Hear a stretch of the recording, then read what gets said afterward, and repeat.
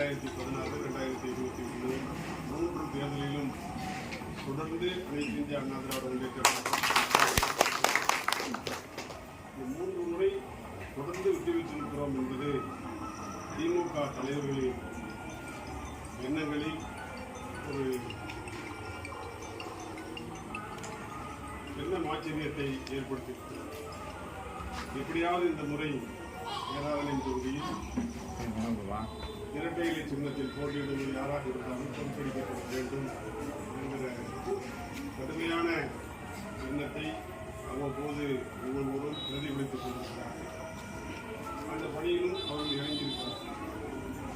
நாம் நம்முடைய வழக்கறிஞர் அவர்கள் சொன்னது போல இதை யதார்த்தமாகவோ எளிதாகவோ எடுத்துக்கொள்ள முடியாது. கடுமையாக தேர்தலை சந்திக்க வேண்டும். இன்னும் ஓராண்டு காலம்தான் தேர்தலுக்கான நேரம் இருக்கிறது. ஓராண்டில் 6 மாத காலம் பகல், 6 மாத காலம் இரவு. அதனால் 6 மாத காலம்தான் மிச்சம் இருக்கிறது என்று நான் சொல்வேன். அந்த வகையில் இந்த பூத்து கமிட்டியில் நியமிக்கப்பட்டிருக்கிறவர்கள், வார்டு கழகத்தினுடைய செயலாளர்கள், வார்டு கழக நிர்வாகிகள், நகர கழகத்தினுடைய நிர்வாகிகள், பிரணி பொறுப்பாளர்கள் அத்தனை பேரும் அனைவரும் நாம் இந்த வார்டில் இந்த பூத்தில் குறைவான வாக்குகளை பெற்றிருக்கிறோம். அதை சமன் செய்வது அதிகம் வேண்டாம், சமன் செய்வது எப்படி என்பதை எல்லோருமாக உட்கார்ந்து அமர்ந்து பேசி அதற்கான பணிகளை நீங்கள் துரிதமாகவும் விரைவாகவும் செய்வீர்கள் என்று சொன்னால் அதிக வாக்குகளை நாம் பெற முடியும். வாக்குகளை நாம் ஒவ்வொரு இடத்திலும் சுதந்திரமாக கேட்க முடியும். காரணம், சுனாமி ஆனாலும் சரி, கஜா புயல் ஆனாலும் சரி, வளர்ச்சி திட்டங்கள் ஆனாலும் சரி, அமைதிக்கான பிரச்சனைகளாக இருந்தாலும் சரி, அனைத்திலும் அனைத்து இந்திய அண்ணா திராவிட முன்னேற்ற கழகத்தவர்கள் இந்த தொகுதிக்கு நல்ல சிறப்பை, வெற்றியை தந்திருக்கிறார். இதை யாரும் மறுப்பதில்லை. என்னிடத்திலே பேசுகிற மாற்றுக் கட்சியினர் கூட நிரம்ப செய்திருக்கிறீர்கள், மறக்க முடியாது என்று சொல்லுகிறார்களே தவிர கை நம்ம சின்னத்தை நோக்கி வரமாட்டேங்குது. அங்கே ஏதாவது தடை ஏற்படுது. அந்த தடையை நீங்கள் எல்லாம் பேசுவதன் மூலமாக நீங்கள் எல்லோரும் உங்களுடைய வாக்குகளை கூடுவது மட்டுமே உங்களுடைய கடமை என்று கருதுவது தவறானது. நமக்கு யாரெல்லாம் வாக்களிக்கவில்லை என்பதும் வாக்களிக்க மாட்டார்கள் என்பதும் உங்களுக்கு தெரியும். அவர்களிடத்தில் உங்களுடைய நேரத்தை கொஞ்சம் செலவு செய்து அவர்களோடு உட்கார்ந்து அவருடைய மனம் இலகும் வகையில் என்னுடைய இந்த 15 ஆண்டு கால சாதனைகளை எடுத்துச் சொல்லி அவற்றை நீங்கள் நினைவுபடுத்தி எங்களுக்கு வாக்களிக்க வேண்டும் என்று கேட்டீர்கள் என்று சொன்னால் கண்டிப்பாக அவர்கள் மனசாட்சி அவர்களை உறுத்தும். அதுவும் இந்த 5 ஆண்டு கால ஆட்சியில் மக்கள் விரோத நடவடிக்கைகள் தொடர்ந்து வருகிறது. எல்லா வகையிலும், எல்லா துறையிலும், எந்த வகுப்பினரும் எந்த துறையினரும் மகிழ்ச்சியாக இருக்கும். அது மட்டுமல்ல, நீங்கள் அறியாததும் அல்ல, புதிதும் அல்ல, புதிதாக நான் சொல்ல வேண்டியது இருந்தாலும் நினைவுபடுத்துகிறேன். 8.5 லட்சம் கோடி ரூபாய் கடன் வாங்கியிருக்கிறது இந்த அரசு. இதுவரை இன்னும் 1.5 லட்சம் கோடி கடன் வாங்கித்தான் ஆட்சி நடத்திட முடியும். ஆக இவர்கள் ஆட்சியை விட்டு நகர்கிற போது குறைந்தது 10 லட்சம் கோடி கடன் வைத்து விட்டு போவார். அந்த 10 லட்சம் கோடிக்கு வட்டி கட்டுவதற்கு நாம் தனியுள்ளதாரம் போட வேண்டிய நிலைமை ஏற்பட்டது. இன்னும் இவர்கள் தேர்தல் நெருங்க இன்னும் பலவிதமான சலுகைகளை அறிவிப்பார்கள். அவர்கள் கொடுக்க போவதில்லை, ஆனால் அறிவிப்பார்கள். அடுத்த தேர்தலுக்கு வெற்றி பெற வேண்டும் என்பதற்காக அவர்கள் சலுகைகளை அறிவிப்பார்கள், கொடுக்க மாட்டார்கள். அதற்கு பிறகு வந்ததற்கு பின்னால் இப்பொழுதான சொன்னோம் 5 வருஷம் இருக்கு பொருங்கன்னு சொல்லுவாங்க. கடந்த 2021 தேர்தலிலேயே கிட்டத்தட்ட 225 வாக்குறுதிகளை கொடுத்தவர்கள் அதில் 10% கூட அவர்கள் நிறைவேற்றவில்லை. ஆனால் அப்படியே போய் சொல்கிறாரு முதலமைச்சர், நான் 90% மேலே நிறைவேற்றி விட்டேன் அப்படின்னு சொல்கிறார். நேற்று கூட நாகப்பட்டினத்தில் இன்னொரு 5-6 திட்டம் அறிவிச்சிருக்கிறார். அதில் ஒன்று வேதாரண்யத்தில் தென்னடாரிலே சிப்காட் தொழிற்சாலை 250 கோடியில் கொண்டு வர போகிறேன், அது வேதாரண்யம் தலைகாயிரம் மக்களுக்கு வேலைவாய்ப்பை தரும்னு சொல்கிறார். அது என்னை பொறுத்தவரை நான் இந்த இடத்திலிருந்து உறுதியாக சொல்கிறேன், அது பூஜ்ஜியமாக இருக்குமே தவிர அது ஒன்று என்கிற இலக்கை கூட எட்டார். காரணம், நாகப்பட்டினத்தில் கிட்டத்தட்ட 26 ஆண்டுகளுக்கு முன்னால் சிப்காட் தொழிற்சாலை தொடங்கப்பட்டது. சிப்காட் நிறுவனம் தொடங்கப்பட்டது. அங்கே கட்டடங்கள் கட்டப்பட்டிருக்கிறது. நிலம் அருமையான நிலம். எந்த இடம்? வடிவளம் தேசிகர் பாலிடெக்னிக்கு எதிர நாகப்பட்டினத்தின் ஹார்ட் ஆஃப் த சிட்டியில இருக்குது. நாகப்பட்டினத்துடைய இதயம் என்று சொல்லக்கூடிய இடத்துல இருக்கிறது அந்த சிப்காட். அங்க இருக்கிற கட்டிடங்கள் இன்னும் காலியாக இருக்கிறது, பாதுகாப்பற்ற நிலையில் இருக்கிறது, காம்பவுண்டு சுவரே இல்லாமல் இருக்கிறது, குடிகாரர்களின் கூடாரமாக இருக்கிறது, திருடர்களுக்கு ஏற்ற இடமாக இருக்கிறது.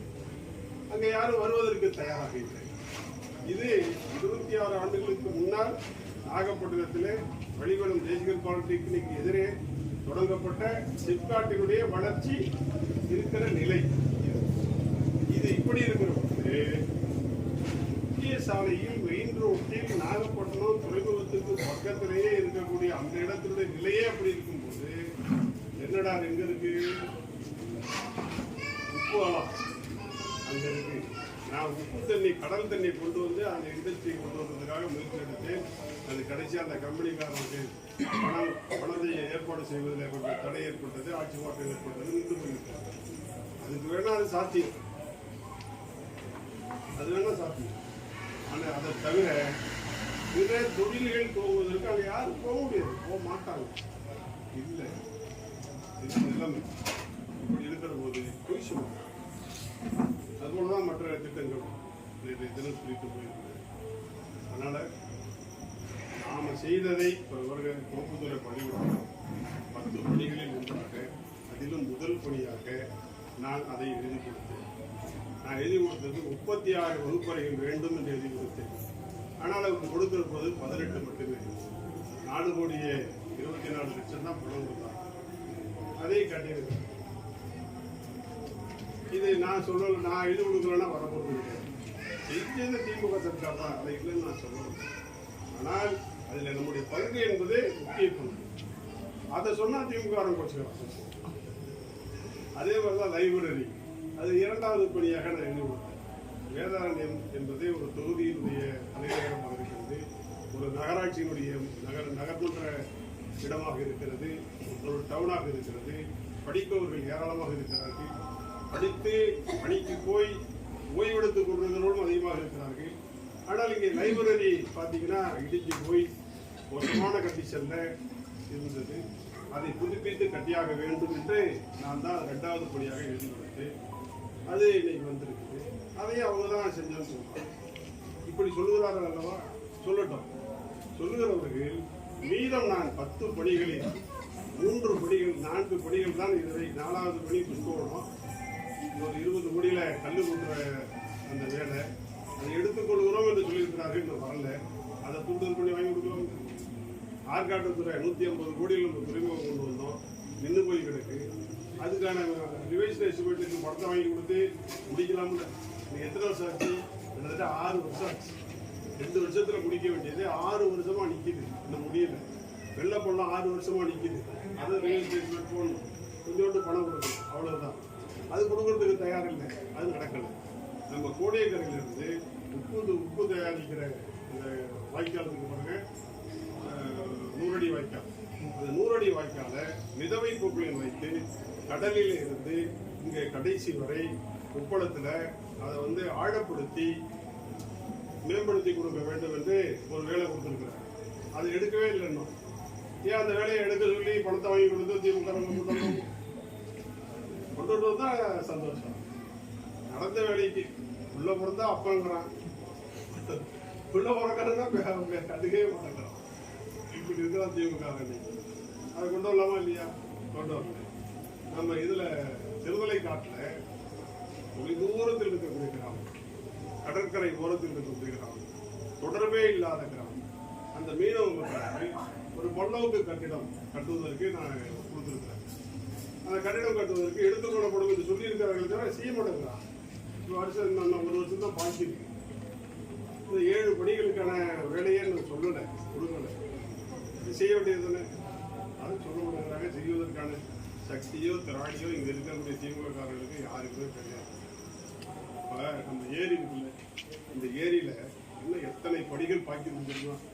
நம்ம எஸ்டிமேட் போட்டிருந்தது அந்த ஒரு போட், அந்த ஒரு இது கேப்பலுக்கு பாருங்க, தேவலகம் மாதிரி கட்டிருக்கோம்ல, அது வந்து போட்டுக்கு போறவங்க உட்கார்றதுக்காக இடம் வந்து போட்டே காணும். போட்டு விட்டா நமக்கு நல்ல பேர் வந்துடுமோ, அதனால போட்டு விட மாட்டேங்கிறாங்க. அதுமாதிரி பவுண்டைன்னு சொல்லி மாலை நேரத்தில் தண்ணியை வந்து கலர் கலராக அடிக்கி பிள்ளைகள்லாம் பார்க்குற மாதிரி கொண்டு உள்ளர ஏற்பாடு பண்ணிக்கணும். அந்த எஸ்டிமேட் இருக்கு, அதையும் செய்யக்கூடாது. செஞ்சால் நமக்கு பேர் வந்துடுமோ. ரோட்டு ஓரத்தில் தான் நம்ம கிரில் வச்சு கேட்டு போட்டு நம்ம பக்கா பண்ணிக்கிறோம். பாக்கி பக்கம்லாம் பார்த்தீங்கன்னா நாய் போய் ஈவன் இருக்குங்க, அதுக்கு ஒரு இது ஒரு தட்டி வச்சு வளைக்க மாட்டாங்க, வச்சா நமக்கு பேர் வந்துடும். இந்த மாதிரி எல்லாம் இந்த நகராட்சி. நம்ம பீச் எடுத்துங்க, தண்ணி ஊற்ற நாதி பூச்செடியெல்லாம் செத்து போச்சு. பிள்ளைகள் போனால் காஞ்ச செடியில் தான் பார்க்க வேண்டியது, பச்சையே இல்லை. எல்லா பெஞ்செல்லாம் உடைக்கிறாங்க, லைட்டாக உடைக்கிறாங்க, அதை பார்க்க மாட்டேங்கிறாங்க. சீக்கிரமாக உடைச்சிட்டா தேவையான நினைக்கிறாங்க. இந்த மாதிரி இந்த நகரத்து மக்கள் மேலே எனக்கு கொஞ்சோண்டு வருத்தம். ஏன்னு கேட்டிங்கன்னா, எனக்கு ஓட்டு போட்டீங்க, என்னை ஜெயிக்க வச்சிங்க, சந்தோஷம். ஆனால் நகராட்சி எலெக்ஷன் வரும்போது யார் யாருக்கோ ஓட்டை போட்டு இன்னைக்கு பார்த்தீங்கன்னா 24 கோடி நாங்கள் வந்து பணத்தை வச்சுட்டு வந்தோம். நகராட்சியில் பணம் இல்லை, எந்த திட்டமும் இல்லை. வீட்டில் போட்டு அவ்வளோ சாப்பிட்டான், எவ்வளவு சாப்பிட்டான், எதில் சாப்பிட்டாங்கிறதெல்லாம் நாங்கள் வந்து தான் கண்டுபிடிக்கணும். பணம் போச்சு இல்லை. இந்த 4 ரோடும் வந்து காங்கிரீட் ரோடு போடுறதுக்கு நம்ம ஏற்பாடு பண்ணோம். ஜெயிச்சு போனோம்னா முதல் தீர்மானம் காங்கிரீட் ரோட ரத்து செய்யணும்னு தீர்மானம் போடுறோம். அருமையான பஸ் ஸ்டாண்டு 5 ஏக்கர் வாங்கி 4 ஏக்கர்ல 4 கோடி ரூபாய் பணம் வாங்கி கொடுத்து புது பஸ் ஸ்டாண்டு கட்டுறோம். Taluka office, RTO office, MLA office, court, college, teacher training school எல்லாம் அங்கே தான். அங்கே விட்டாரம் பஸ் ஸ்டாண்டை. ஆனால் அந்த பஸ் ஸ்டாண்டை காரிக்கோனார் தோப்பு கொண்டு போகணும்னு தீர்மானம் போடுறாங்க. காரிக்கோனார் தோப்பு எங்கே இருக்கு? செங்காதல ரோட்டில் இருக்கு. அங்கே பக்கத்தில் அவங்களுக்கு நிலம் இருக்குதான். பஸ் ஸ்டாண்டு அங்கே போனால் விலை ஏறும். அப்படி கனவு கண்டு அதுக்கு மாதிரி கனவு கண்டு அவங்க கொண்டு போகிறான் தீர்மானம்.